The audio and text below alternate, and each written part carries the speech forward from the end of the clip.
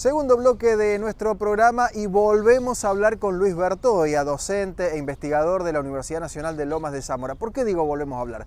Porque con Luis hablamos el año pasado en el Congreso de Maizar y nos contaba de los maíces en Río Negro. Ahora se fue más al sur todavía, se fue a Chubut a hacer maíz, ¿no? Y dice que inclusive hay algún lugarcito en Santa Cruz donde podría haber maíz. Bueno, de todo esto arrancamos hablando con Luis Bertoia justamente sobre los maíces en la Patagonia. Mira, no hay ningún problema, yo te diría que Neuquén, Río Negro, Chubut, e inclusive algunos bolsones en Santa Cruz se puede hacer maíz. El año pasado en el Congreso yo planteé la posibilidad de que si se trabaja en una interacción público-privado podemos llegar potencialmente a regar 1 millón de hectáreas. Eso no quiere decir que va a ser todo para maíz, es decir, hay 1 millón de hectáreas potenciales regables. Yo creo que pueden ser un poquito más, pero bueno. La idea es que parte de esa superficie pueda ser incorporada por maíz. Hoy, cuando voy a hacer una pequeña introducción en el panel que me toca moderar, la idea es tratar de concientizar a la parte oficial, es decir, a los estados provinciales, Estado nacional, a los productores y a las organizaciones, tanto públicas como privadas, como INTA, como organización de productores, para que haya una reunión entre ellas, para tratar de llevar adelante. No se puede ampliar la superficie de maíz en ningún otro lugar que no sea Patagonia.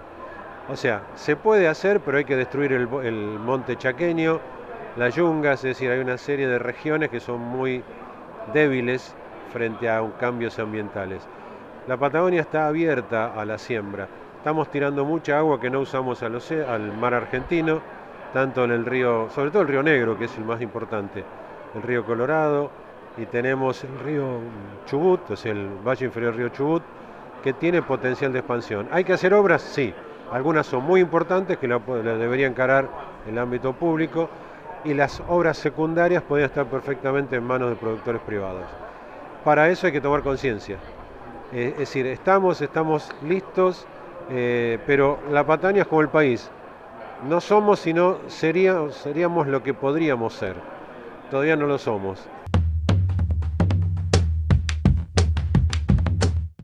Con Luis Bertoia también estuvimos hablando sobre los desafíos que implica llevar el maíz a esas latitudes, no solamente con el ciclo, con las estrategias de riego, con la preparación del espacio del suelo específicamente y también la fertilización. Algunos desafíos que por supuesto enfrenta llevar el cultivo hacia esas latitudes. No, de ciclos no hay problema porque si bien el ciclo es corto y las heladas son las que condicionan el ciclo, se puede trabajar perfectamente si es para picado, para silaje, no hay ningún problema con ciclos normales. Si es para grano, tendremos que trabajar con ciclos más cortos de acuerdo a la región. Y ahí, por supuesto, a medida que nos vamos hacia el sur, la cosa cambia y tenemos que trabajar con ciclos cada vez más cortos. Por las heladas tempranas, que nos obliga a sembrar más tarde, y las heladas tardías, que nos obligan a sembrar más tarde, y las heladas tempranas, que nos cortan el ciclo. En el caso de silaje no es tan grave, para grano sí, porque cortan el llenado del grano. Pero existen algunos problemas, algunos que no son de gran complejidad, como puede ser la disponibilidad de maquinaria.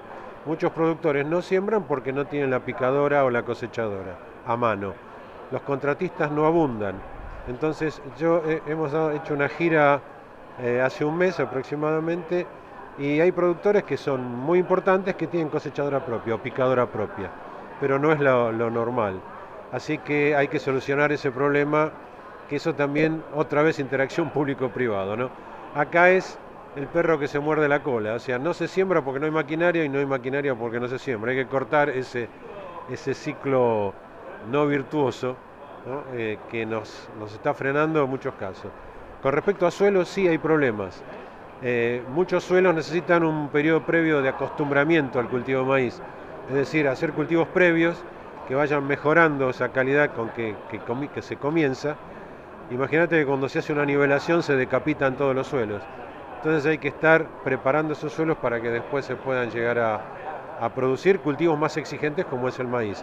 Eso tarda 4 o 5 años, pero hay otros suelos que se pueden largar ya directamente. Así que eso también hay que trabajar para poder lograr que se rinda valores que hemos tenido en Chubut de 3 veces el promedio nacional.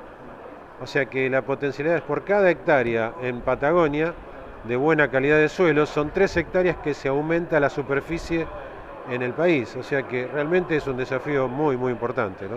Lo último, Luis, ¿por qué el maíz en la Patagonia? Digamos, ¿cuál sería la razón porque ese maíz no va a ir a puerto, ese maíz se tiene que usar directamente en esa zona?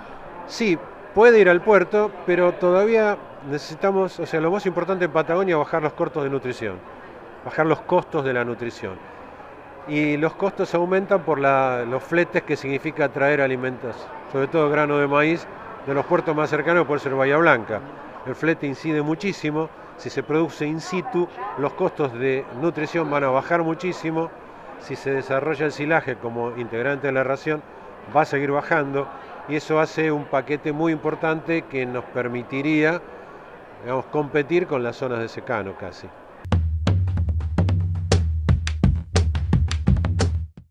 Nueva pausa en nuestro programa, ya sigue Tranquera Abierta.